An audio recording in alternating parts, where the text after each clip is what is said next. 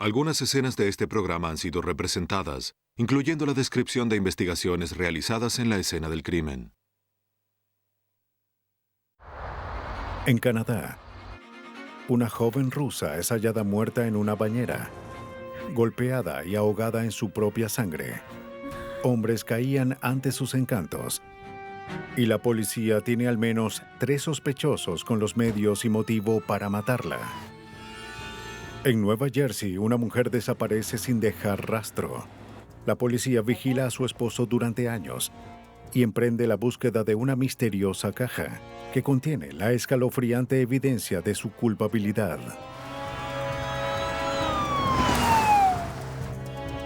Una víctima no suele ver el peligro cuando su atacante resulta ser un amigo o un amante. La ciencia forense puede desenmascarar a estos asesinos y hacer justicia para aquellos que son amados hasta la muerte.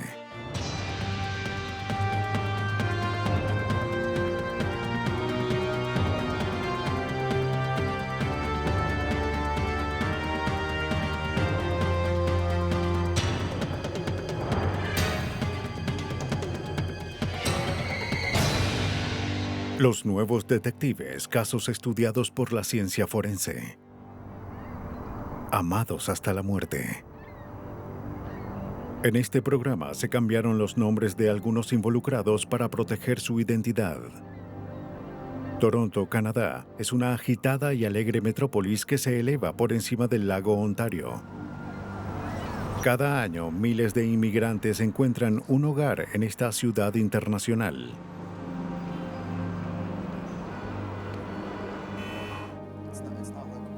Pero para algunos, este cambio solo lleva peligros y tristezas. El 12 de enero de 1995, Mark Milligan y Gilbert Howe llegaron al hogar de una amiga, una mujer de 23 años llamada Paulina Yerasimov. ¿Paulina? Paulina llevaba días desaparecida y sus amigos le pidieron al conserje que los dejara entrar. La puerta estaba abierta. Está abierta. El apartamento estaba ¿Paulina? impecable y demasiado silencioso.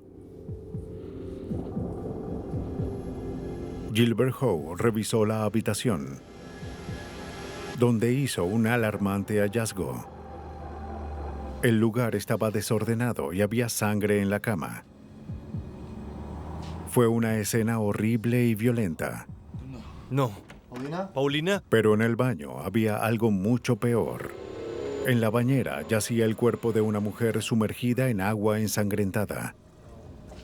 Su cráneo estaba roto. Oh, por Dios. Pero sabían que era Paulina. Llamaré a la policía. Llamaron a la policía. Arlington 911, ¿cuál es su emergencia? La operadora recibió la desesperada llamada de Gilbert ¿A Howe quién a la dijeron que 1:40 de la tarde. El detective Ken Taylor, del Escuadrón de Homicidios de la Policía de Toronto, dirigió el caso con su compañero, el detective Mike Hamill. Se pidió a los testigos que declararan en la estación. Ken Taylor recuerda la escena. Cuando llegamos a la escena, echamos un vistazo rápido para tener una idea de lo que investigaríamos. La puerta estaba abierta. Y cuando fui a la izquierda, ya que el baño estaba a la izquierda al entrar al apartamento, vi a una mujer en la bañera. La puerta que salía hacia el balcón estaba semiabierta. Fue una noche fría. Había hecho frío por varios días y por eso el lugar estaba muy frío. Los investigadores hallaron un perro que sacaron del lugar. Detective Mike Hamill. El perro incluso había comido de su recipiente. A la persona que lo hizo le importaba el perro. Había agua en el recipiente y en el suelo, y supongo que dejó la puerta del balcón abierta para que el perro saliera. Esto está algo... No hubo entrada forzada, así que pensamos que ella conocía a su asesino y que el asesino o entró en el lugar o ella lo dejó entrar. La mayor parte del ataque evidentemente ocurrió en el cuarto. Había sangre en las almohadas, sábanas y en la pared. Aunque la víctima fue hallada en la bañera, había evidencia de que fue gravemente golpeada allí. Los detectives observaron un inusual círculo de sangre seca que indicaba que el asesino había colocado algo en el tocador durante o después del crimen. Luego hallaron una taza del mismo tamaño en el baño. La policía cree que mientras el asesino limpiaba la escena, se preparó una taza de té. El asesino se sentía cómodo en el apartamento. Quizás sabía que nadie más vendría y que tenía mucho tiempo para limpiar. El detective Richard Wisniewski, de Servicios de Identificación Forense, acudió al apartamento en la tarde. Al parecer, la víctima había muerto hace varios días. Lo primero que hice fue fotografiar todas las habitaciones y luego recogí cualquier evidencia que pudiera ser útil en la investigación. Debajo del cuerpo, en la bañera, encontré un martillo, que probablemente era el arma asesina. El detective también encontró desinfectante en el baño. Era una escena del crimen inusual, que no veía a menudo debido a la brutalidad del crimen y la condición en la que fue dejado el cuerpo. El detective Wisniewski buscó huellas en el baño. Si era un asesinato cometido por un desconocido, las huellas y la evidencia serían de gran importancia. En la sala guardó la cinta de la máquina contestadora, que quizás podría aclarar la hora de la muerte. Pero lo más desconcertante fue la evidencia de un ataque en la habitación. Las gavetas estaban abiertas y había prendas de vestir esparcidas por el lugar, pero no parecía que se hubiesen llevado algo de valor. No fue un robo de verdad al compararlo con los que vi en el pasado. Parecía un incidente preparado y un montaje para cubrir la verdadera intención, que era cometer el homicidio. En la estación de policía, los detectives tomaron las declaraciones de los dos amigos de Paulina, quienes hallaron el cuerpo. Mark Milligan se preocupó, ya que ella no respondía a su teléfono y había faltado a clases por varios días. Sí, eso fue hoy. Explicó que Paulina era estudiante de arte en una universidad local. Decidimos ir. Fue a su apartamento ya que le preocupó que nadie hubiese hablado u oído de Paulina por varios días. Claramente nos dio a entender que era un amigo y no un sospechoso. Gilbert Howe era el jefe de Paulina en un bar ubicado en el centro de Toronto. El señor Howe cooperó mucho con nosotros. Tengo entendido que fue él el de la idea de buscar a Paulina. Pero a Hola. diferencia de Milligan, los detectives no lo descartaron como sospechoso. Le dijo a la policía que tenía una relación con Paulina. Oh, bueno, Él pagaba su alquiler y por lo que dijo, era muy evidente que ella le importaba mucho. Gilbert Howe vio a Paulina por última vez esa semana, el lunes 9 de enero. nunca había visto esto antes. De verdad lo Los espero. dos cenaron y Hola. planeaban pasar la noche en el apartamento de Hola, ella cariño. cuando Paulina recibió una ¿Cómo llamada. estás? Howe explicó a los detectives que la llamada no lo preocupó. Sabes que estoy a la orden para... Paulina era muy atractiva y él había aceptado que ella tenía a muchos hombres en su vida. ¿Estás seguro? Claro. ¿Sí? Le pidió a Howe que se marchara cerca de la 1:30 de la Nos mañana. vemos. Pensó Adiós. que ella Adiós. esperaba a otro invitado.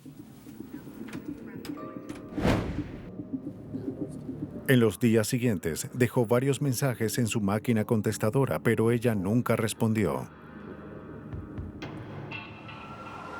El cuerpo de Paulina fue enviado a la oficina del forense en Toronto.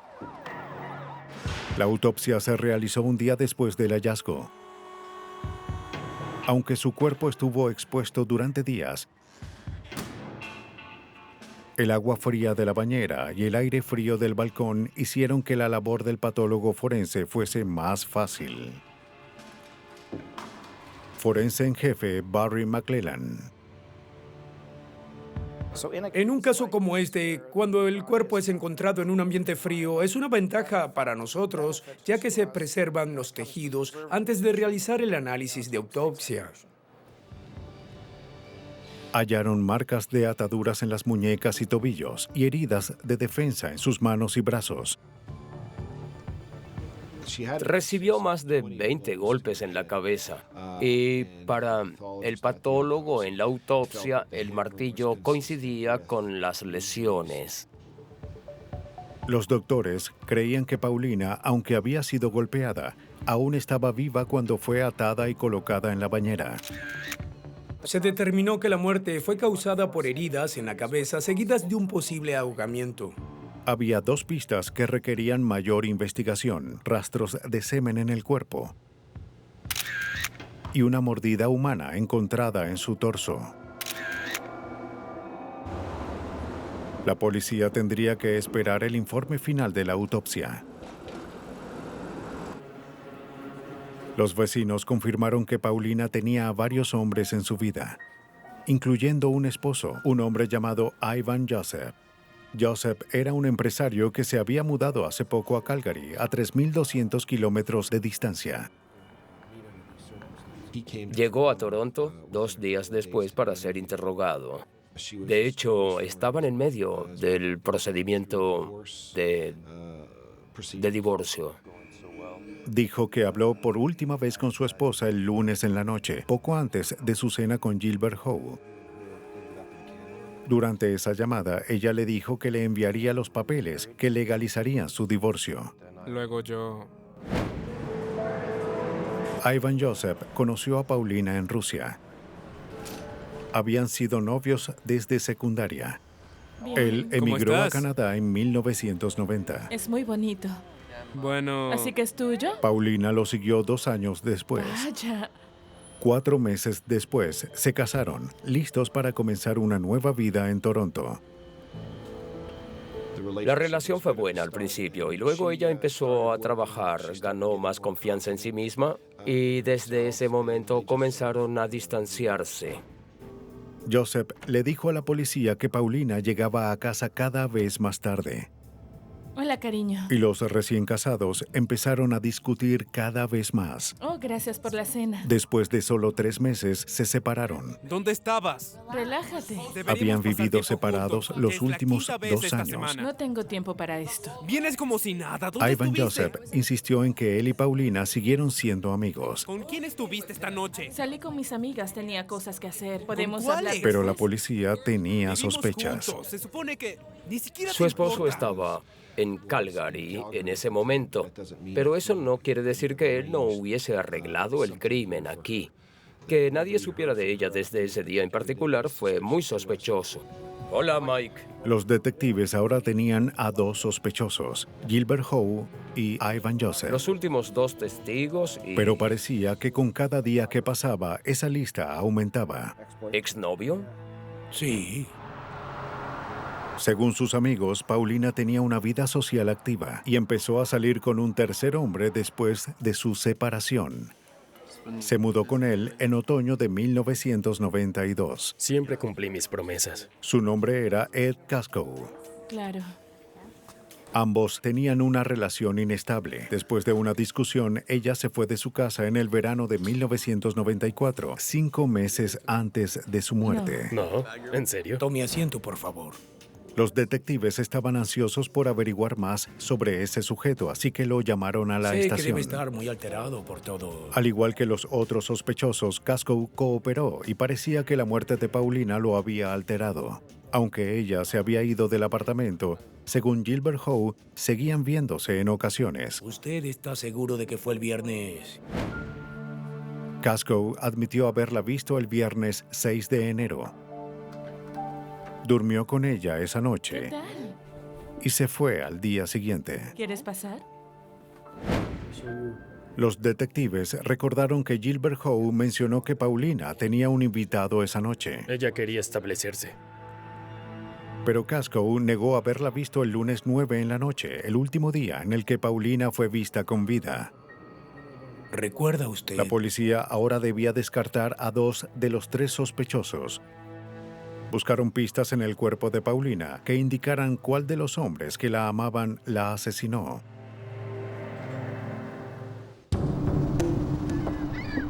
En 1995, una joven rusa que vivía en Toronto fue brutalmente asesinada. Paulina Gerasimov recibió 20 golpes en la cabeza con un martillo y fue dejada en una bañera. 3 hombres, que fueron amantes de ella, eran sospechosos. Detective Mike Hummel. Es un proceso de eliminación. Empezamos con un número de sospechosos, pero vamos descartando los menos importantes. Y con el tiempo nos centramos en un sospechoso principal. Los investigadores hablaron con Ron LeBlanc, esperando conocer mejor a la víctima. LeBlanc era el dueño de un bar en Toronto donde la víctima trabajaba. Gilbert Howe también trabajaba allí. Y Ed Casco era un cliente. Es sobre la cerveza. Gilbert Howe era el gerente del bar en ese tiempo. Estaba tan distraído con ella en todo aspecto que se volvió cada vez más ineficiente. Todo empezó a salirse de control porque no podía concentrarse más. Buena suerte, oficiales. Muchas gracias. LeBlanc informó a los detectives que se vio obligado a despedir a Gilbert Howe y a Paulina Gerasimov en el otoño. Su salida del bar dejó más preguntas que respuestas en los investigadores. No imagino ninguna razón por la que alguien quisiera matarla. Era una persona divertida, alegre y se llevaba bien con todos. No tenía enemigos. Los detectives esperaban que el cuerpo los guiara en la dirección correcta.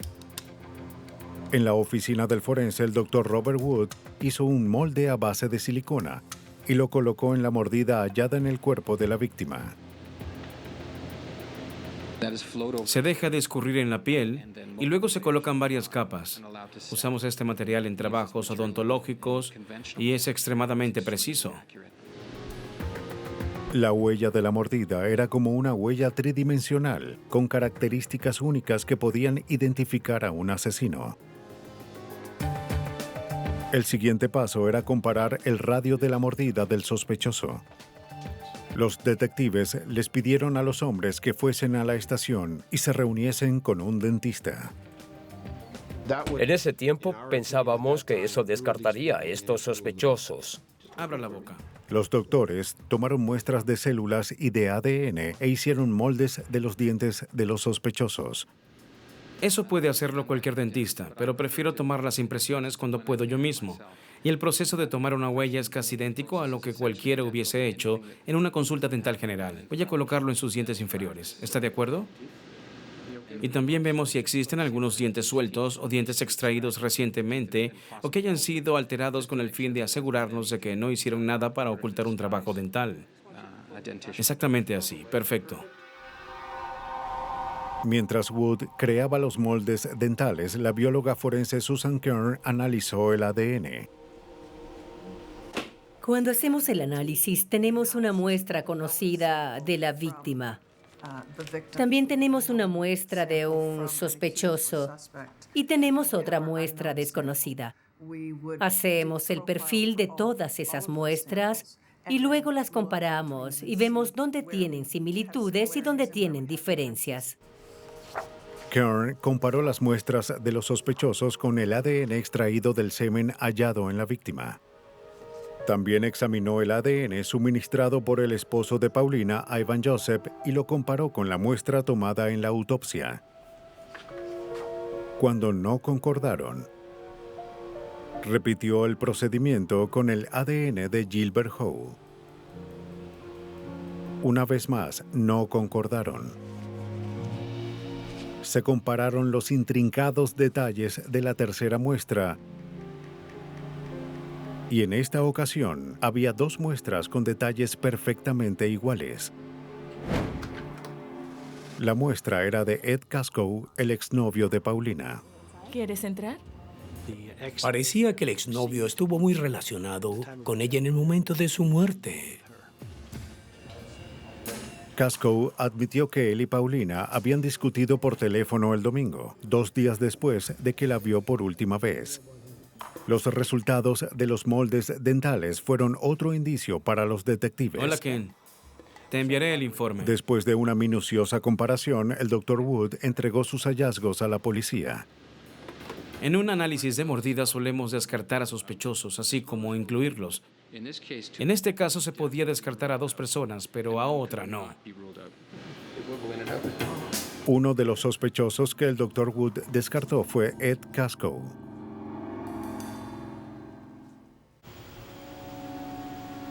En 1995, la policía de Toronto investigaba la brutal muerte de una joven rusa y habían delimitado sus sospechas a 2 sujetos. La evidencia de ADN probó que Paulina Yerasimov tuvo relaciones sexuales con un hombre antes de morir. El sujeto era Ed Casco, su exnovio. El especialista Robert Wood había descartado a Ed Casco como sospechoso. Pero las brutales mordidas en el cuerpo coincidieron con las de otro sospechoso, Gilbert Howe.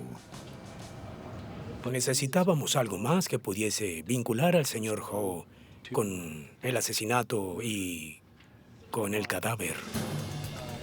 Sus registros financieros reforzaron esta teoría.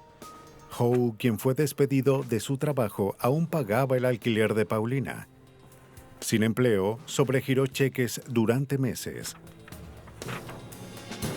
Hola, Gilbert. Bien, señor Ho, tome asiento aquí, por favor. Bien. ¿Recuerda al detective Hummel? Él vino a la estación y empezamos el interrogatorio. Le dijimos que, como investigadores, creíamos que él, el señor Ho, asesinó a Paulina, que él lo hizo. ¿Por qué? ¿Por qué se marchó? Los detectives empezaron el interrogatorio reproduciendo los mensajes de la máquina contestadora encontrada en el apartamento. El día después del asesinato, Gilbert dejó varios mensajes. Escuchemos al señor Ho. Hola, princesa, ¿soy yo? A pesar de saber que el alquiler no había sido pagado y que ella sería desalojada, él habló sobre reunirse con ella y comprar víveres. Bien, hablamos luego. Dejó varios mensajes en su máquina contestadora, probablemente para despistarnos, ya que dice: hola, princesa, es jueves, ¿dónde estás? Te extraño, ¿qué hay de ti? La policía cree que Howe esperaba que los oficiales que desalojarían a Paulina encontraran su cuerpo ese día, pero nunca aparecieron. Él sabía que el cuerpo de Paulina estaba en la bañera. Howe también sabía que no tenía dinero y que no había pagado el alquiler en meses. Los detectives lo confrontaron con el estado de sus finanzas y le pidieron que explicara las contradicciones que tenía su historia. Pero no pudo. Así que pasaron a una evidencia más incriminatoria, las marcas de mordidas. Nuevamente no tenía explicación y negó haber cometido el crimen. El informe final de la autopsia reveló la última pieza del rompecabezas. Bueno, espero que salga bien. Los contenidos estomacales indicaron que la víctima había muerto una hora después de cenar el lunes 9 de enero. Creemos que, de acuerdo con sus contenidos estomacales, fue asesinada cerca de la hora de la cena. La cena que tendría era congruente con lo que hallamos en la autopsia y ese tipo de detalles no mienten, son reales, son evidencia. Tenía brócoli, un trozo de brócoli entero en su estómago, tenía zanahorias en su estómago. Eso es evidencia. No desaparece, y si añadimos la declaración de Ho de que solo él estuvo con ella entre la 1:30 p.m. y la 1:30 a.m., era obvio que Ho mató a Paulina. ¿Y por qué no revisamos eso ahora mismo? Pero aún quedaba una pregunta sin responder. Si Howe mató a Paulina, ¿cómo el semen de Ed Casco pudo estar aún en su cuerpo? La doctora Susan Kern buscó respuestas en estudios sobre la viabilidad del semen. El semen puede aparecer en análisis hasta 7 días después. En ese caso, las muestras se tomaron varios días después. Y eso se debió al hecho de que ella estaba en un ambiente muy frío. El caso ocurrió en invierno. La puerta estaba abierta, el baño donde fue encontrada estaba frío y la temperatura hace más lenta la descomposición de cualquier material biológico. Por aquí, señor Howe. Los detectives tenían al culpable. Gilbert Howe fue arrestado y acusado de homicidio en primer grado. De acuerdo con el dueño del edificio, Howe sabía que su inquilina sería desalojada el 10 de enero. La policía cree que él nunca le dijo a Paulina, esperando mantener su relación por más tiempo. Pero su estrategia fracasó. Howe había gastado sus ahorros. El 9 de enero, a solo horas antes de su desalojo, Gilbert fue al apartamento. Hola, Gilbert. Por una noche Hola, más. Paulina. ¿Cómo estás? Es para ti. Genial. Adelante. Mi opinión es que ella no tenía idea de que sería desalojada, ya que no había hecho las maletas. Ella no hubiese permitido que el oficial entrara al apartamento. Ella era una joven responsable. No hubiese dejado que colocaran todo en bolsas de basura y lo lanzaran a la calle. Algo más cómodo. Bien. Howe no se fue del apartamento, como declaró. Y Paulina no esperaba a ningún invitado. Gilbert Howe fue el último hombre que la vio con vida.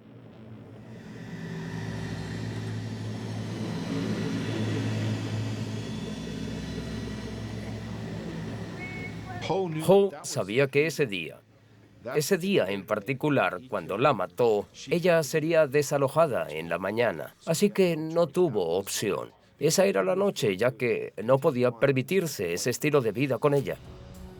El 21 de junio de 1996, Gilbert Howe fue hallado culpable por el asesinato de Paulina Gerasimov.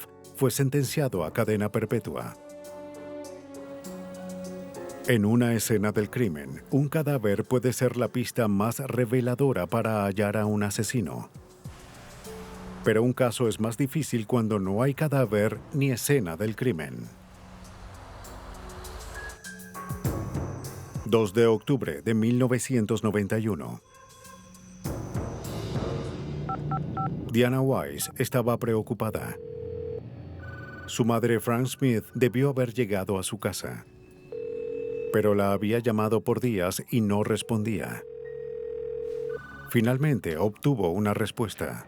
¿Sí? Era John David Smith, el segundo esposo de su madre, y lo que dijo la sorprendió. Estoy seguro de que salió con sus amigas este fin. Te diré algo, tengo varias cosas que hacer en la casa, Smith así que iré no después y sabía pondré dónde la estaba denuncia. su madre. Él pensó que había ido a visitar a Diane. Bien, sí. Smith creía que ella exageraba al Llámame insistir tan en que pronto llamara como a lo la hagas. policía. Bien, adiós. Accedió con vacilación.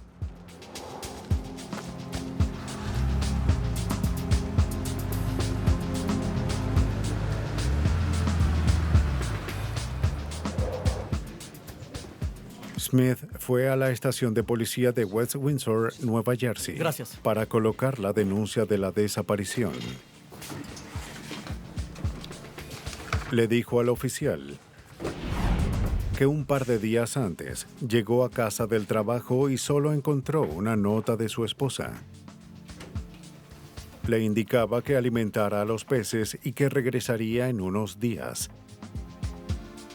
Confundido, lanzó la nota en la basura. Llevaban año y medio de casados. Aunque ella le había expresado su deseo de viajar, para Fran, su conducta era inusual. Los días se convirtieron en semanas y aún no había señal de ella.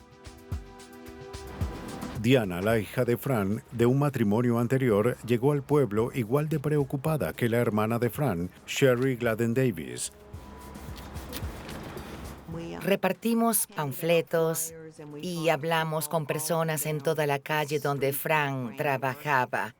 No había forma en la que Fran hubiese salido a ningún lugar sin que Diana o yo supiéramos dónde estaba.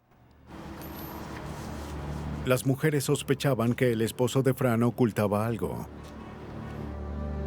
La policía local también tenía sospechas. Bob Hillan recuerda el caso. Supe de su desaparición mientras era un oficial de patrulla en el otoño del 91. Durante mis rondas me enteré que una mujer llamada Fran Smith había desaparecido y que debíamos buscarla. No hay de qué. Según Adelante, amigos y hazlo. familiares, Fran era una mujer estable y amigable que trabajaba como secretaria ejecutiva. Toma la cámara y lo haré. Todo indicaba que su esposo era un ingeniero tranquilo y trabajador con una afición por autos deportivos. ¿Quieres una? ¿Segura? Sí. El detective Mike Dansbury interrogó a Smith varias veces después de la desaparición. ¿Puedo llamarlo por su nombre? Tenía cada vez más preguntas que respuestas. Tenemos varias preguntas sobre su... Habían muchas inconsistencias en la primera declaración que John dio a la policía. Primero, Betty Fran estaba incapacitada. Un mes antes de su desaparición, Fran se cayó y se rompió la cabeza. Estaba recuperándose en casa. Se trataba de una mujer que no podía salir de su propia casa o bajar las escaleras sin ayuda de muletas o un andador. No podía conducir, no tenía dinero y de repente desaparece de la faz de la tierra y nadie sabe dónde está. La hermana de Fran, Sherry, averiguó que Smith estuvo casado antes con una mujer llamada Janice Harman. Empezó a reunir guías telefónicas de pueblos y ciudades donde Smith había vivido. Después de marcar cientos de números, Sherry localizó al hermano de Janice. Dijo, ¿de qué se trata? Y respondí, tengo entendido que su hermana estuvo casada con John Smith y dijo, sí. Y yo, bueno, mi hermana también y está desaparecida. Su respuesta fue devastadora. Mi hermana está desaparecida desde noviembre de 1974. Los detectives de Nueva Jersey contactaron de inmediato a la policía de Worcester, Ohio, donde ocurrió la primera desaparición. Los detectives revisaron los archivos de casos anteriores y hallaron que este tenía un parecido alarmante con el misterio más reciente. 17 años antes de que su segunda esposa desapareciera, John Smith fue el sospechoso principal de la desaparición de su primera esposa. Ella desapareció pocos días después de su divorcio. Su familia culpó a Smith, pero los fiscales no tenían pruebas y con el tiempo él se fue del estado. El cuerpo de su ex esposa nunca fue encontrado. Las sospechas de las agencias de la ley aumentaron significativamente al saber que John estuvo casado con otra mujer llamada Janice Harman Smith y que ella desapareció en circunstancias muy similares. Luego nos preguntamos, ¿a qué nos estamos enfrentando aquí? Gracias. Más de 10 años después, el caso de Janice Harman Smith se había enfriado. Ahora los detectives se encargaban del caso de Frank Smith, cuyo rastro también se estancó.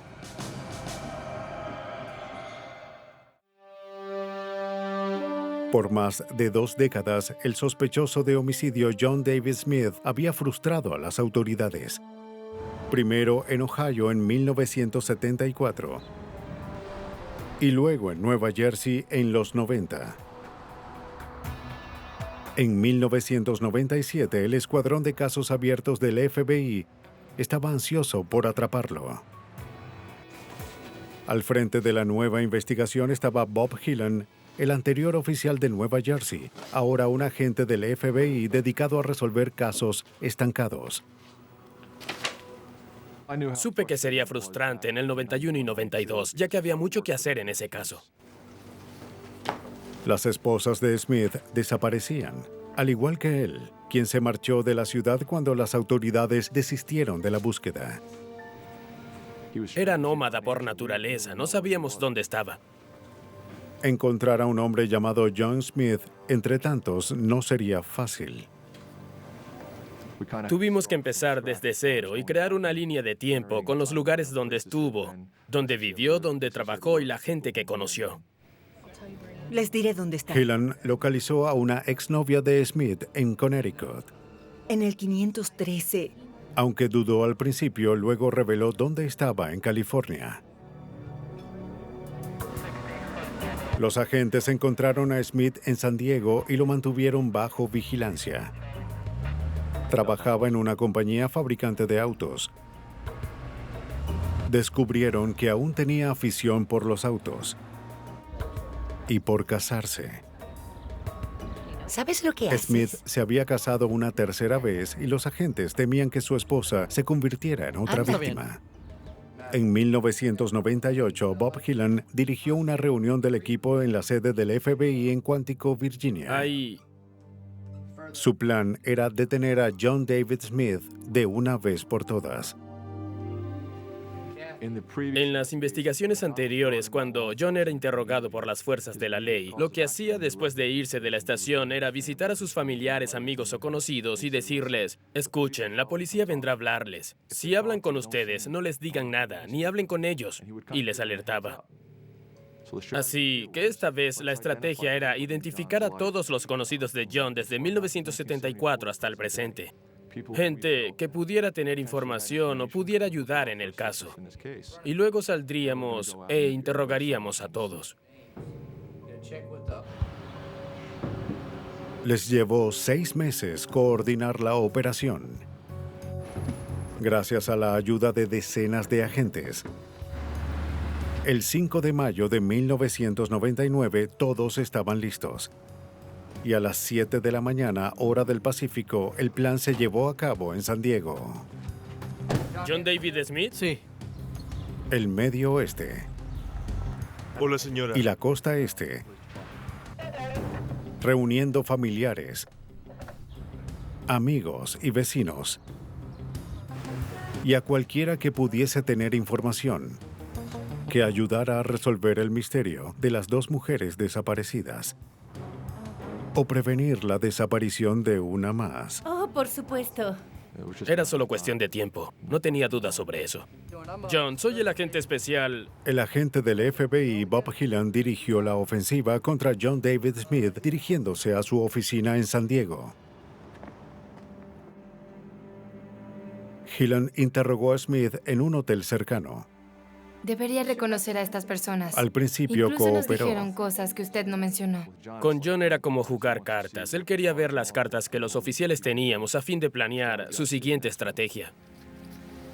Le mostraron a Smith fotos de amigos y familiares que también fueron interrogados al mismo tiempo. Pues de hecho, colocamos un puesto de mando y los oficiales de todo el país, cuando obtenían información importante en sus interrogatorios, nos llamaban para decirnos. Me siento muy responsable por lo sucedido. En ese interrogatorio le aclaramos a John que su interacción con otras fuerzas de la ley era diferente. Ahora se enfrentaba al FBI y a los recursos del FBI. Tenemos otras preguntas. Después de 8 horas, Smith mostró señales de debilitamiento. Debo recostarme un momento, por favor. Empezó a llorar. Se hizo un ovillo, se colocó en posición fetal llorando y dijo que quería cubrirse con una manta. Quiero que el mundo desaparezca. El FBI tuvo mejor suerte con el hermano de John, Frank, quien fue interrogado en Ohio. Aunque al principio no cooperó, con el tiempo se rindió y les dio a los investigadores su pista más sólida hasta ahora. En noviembre de 1974, solo días antes de la desaparición de Janice Harman, Frank se encontró con su hermano en el garaje de su abuelo. Fiscal Jocelyn Stefanson. Le preguntó qué sucedía y John le dijo: hago una caja para guardar algo de ropa de Jam. Dijo que John se alteró un poco con la conversación sobre la caja y se marchó. Esa noche regresó al garaje y dijo que le parecía extraño, ya que nunca antes vio a nadie empacar su ropa de esa forma. Según Frank, la caja se mantuvo en el garaje durante años sin abrir. ¿Y luego? Pero en 1979, cuando limpiaban el garaje, Frank y su abuelo abrieron la caja. Al principio pensaron que era ropa vieja, pero al acercarse vieron rótulas, extremidades y un cráneo parcialmente descompuesto. También había joyas, incluyendo una cadena de oro con un crucifijo. Frank reconoció que pertenecían a Janice Harman. La abuela está enferma del corazón, no podría soportarlo. Su declaración fue: no pude hacer nada por la persona en la caja, pero debía proteger a mi abuela. Así que no llamó a la policía, sino que hizo una llamada a su hermano.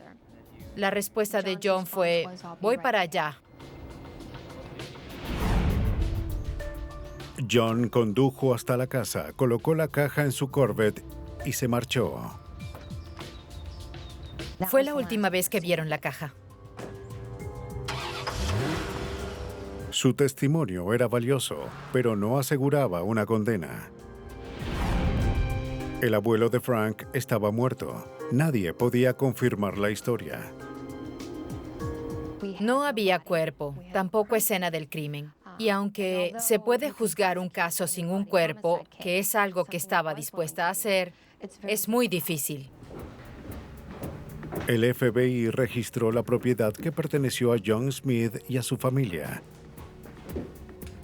No hallaron la caja. Sabía que esa caja existía, ahora debía encontrarla. ¿Cómo lo hacía? Era como encontrar una aguja en un pajar. El tiempo se agotaba. Con cada año, el cuerpo donde quiera que estuviese se descomponía. Y la evidencia que pondría a John David Smith tras las rejas se convertía literalmente en polvo. En febrero de 2000, los oficiales del FBI sospechaban que John David Smith era un asesino y creían que una caja misteriosa podía probarlo. Los detectives de Ohio redactaron un comunicado y lo enviaron a las agencias de la ley en el estado y en condados aledaños en Indiana y Michigan. Era una apuesta desesperada. La caja, que fue construida apresuradamente con madera, fue vista por última vez en 1979. Las probabilidades de que fuese encontrada y aún tuviese los restos de la primera esposa de Smith eran mínimas. Pero para los detectives del condado de Newton, Indiana, el comunicado les recordó algo. ¿Con el departamento del alguacil de Newton? De inmediato llamó a la oficina del alguacil en Wayne y dijo: Brian, creo que tenemos a su chica. Un detective recordó un caso de 1980 de cuando era un joven oficial. Un obrero que trabajaba en una carretera había descubierto una caja de madera. ¡Ven aquí! Dentro de la caja hallaron los restos desmembrados de una mujer. ¡Mira esto! El cuerpo nunca fue identificado. Los residentes solo la llamaban la mujer de la caja. ¡Rápido! Por suerte tenían toda la evidencia original en el depósito. Tenían la caja, tenían lo que contenía, la tenían a ella, sus joyas, su crucifijo. Tenían todo lo que estaba en la caja. Habían enterrado sus restos en una tumba sin nombre, así que estaba en un cementerio. El siguiente paso era ir al cementerio y exhumar el cadáver. Era el 3 de marzo del 2000. Más de 2 décadas y media de trabajo llevaron a la policía hasta este momento. Ya teníamos un cuerpo. Esperábamos poder determinar cómo murió, que es algo de mucha ayuda en un caso de homicidio. También queríamos asegurarnos de tener el cadáver correcto. Los huesos fueron examinados por el doctor Frank Soll, antropólogo forense, en la oficina del condado de Lucas. Los restos de osamenta estaban, por sorpresa, en buenas condiciones. Los elementos de la pelvis indicaron que era una mujer y luego examinamos los huesos con radiografías y determinamos que, aunque era una adulta joven. Les dijimos entonces a los detectives y a los agentes que probablemente ella tendría poco más de 20 años. También se puede observar... La descripción coincidía con la de Janice Harman, quien tenía 23 años al desaparecer. La causa de la muerte era desconocida, aunque fue evidente que sus piernas fueron cortadas arriba de la rodilla. Solo teníamos la parte superior de la tibia y el peroné. Las partes inferiores de la pierna, incluyendo los tobillos y los pies, no estaban y tampoco fueron encontrados. Los huesos fueron enviados al Dr. Steven Symes, antropólogo forense especializado en desmembramientos. Muchas veces estas estriaciones son tan... Al observar de cerca, notó estriaciones y cortaduras. No había patrón, uniformidad, nada. Iban en todas las direcciones. Los cortes fueron hechos a mano, con una hoja que tenía un extremo de sierra y 10 dientes por pulgada. Una sierra típica de carpintero para cortar madera suele tener menos dientes. Son un poco más grandes, son como 6 o 7 dientes por pulgada. Pero 10 dientes por pulgada coincidirían con un cuchillo grande para cortar pan. Fue un hallazgo muy extraño. Es muy difícil cortar huesos con un cuchillo así. Creo que tomaría muchísima persistencia. John dijo, si no puedo tenerla, nadie más lo hará y nunca se escapará de mí. Así que se ha pensado que al cortar sus piernas, ella jamás podría escapar físicamente de él otra vez. El paso final era un análisis de ADN en el laboratorio del FBI en Washington, D.C. El material genético extraído de los huesos se comparó con una muestra suministrada por la madre de Harman. Ambas muestras tenían la misma secuencia de ADN. Al fin tenían pruebas científicas. La mujer de la caja era Janice Harman. El 3 de octubre de 2000, John David Smith fue arrestado. Confrontado con la irrefutable evidencia del asesinato de su primera esposa, los investigadores esperaban que Smith confesara el asesinato de su segunda esposa y revelara dónde estaba Fran. Pero Smith se negó a hablar. La policía cree que Smith asesinó a Janice y luego cortó sus piernas para que pudiera entrar en la caja que hizo. No sé qué me molesta más, que le haya cortado las piernas o que mantuviera su cuerpo por 5 años en el garaje de su abuelo. El hermano de John recibió inmunidad por su testimonio. Este secreto casi lo destruyó. Nos dijo que tuvo una pesadilla en la que Janice lo perseguía y lo golpeaba con sus piernas, las piernas que fueron cortadas por encima de la rodilla. Aunque mantuvo silencio por 25 años, tuvo que pagar un alto precio por ese silencio. La policía solo puede adivinar el número de mujeres a quienes Smith asesinó. El agente del FBI, Bob Hillan, recuerda la foto de una mujer encontrada en uno de los casilleros de Smith y unos fragmentos de dientes enterrados bajo una casa. ¿Qué sucede? Él conservó fotos de mujeres y personas que conoció, y lo interesante es que conocemos a todas menos a una. No sabemos quién es esa persona, no sabemos si es una exnovia, exesposa, no sabemos si está viva o si está muerta.